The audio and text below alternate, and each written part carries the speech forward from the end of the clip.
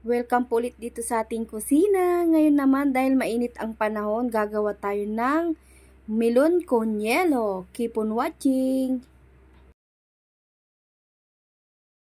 Meron ako ditong nabiling isang melon guys.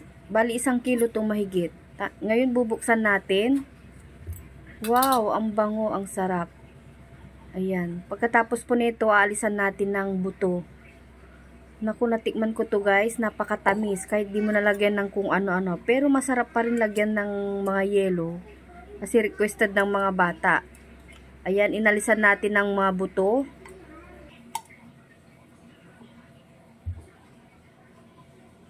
Pagkatapos po nating alisan ng buto, kakayurin naman natin.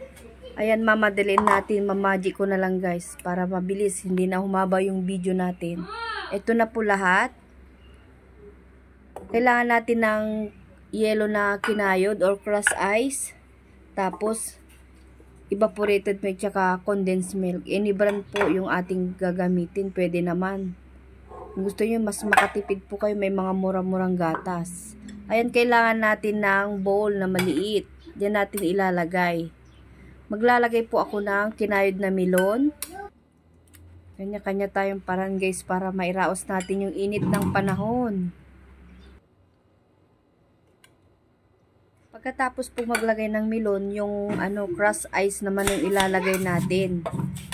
Ayan, depende sa inyo kung gaano kayo karami maglagay ng yelo. Mas masarap marami para maibsan talaga yung init.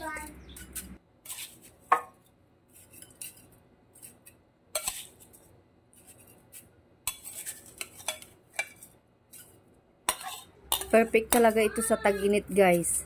Ayan, pagkatapos po lalagyan natin ng mga gatas natin. Ayan, ibubuhos na natin yung evaporated milk. Tapos isusunod na rin natin dyan yung condensed milk. Ayan, napakasarap nito guys. Solve na yung tag-init natin. Tapos halo-haluin natin. Pero lalagyan ko muna ng toppings na melon. Ayan. So, ayan po, sana nagustuhan nyo muli itong ating video. Paki-like and share naman po. Maraming pong salamat sa inyong panonood. Hanggang sa muli. Bye!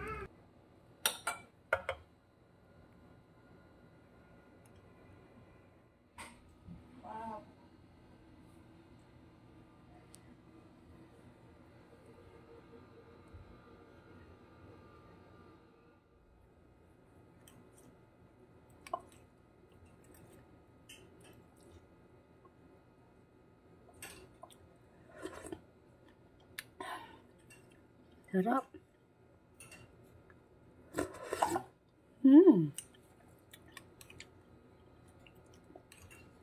Napawi ang init ng panahon guys. Tapos ang sarap nung itong melon. Napakatamis.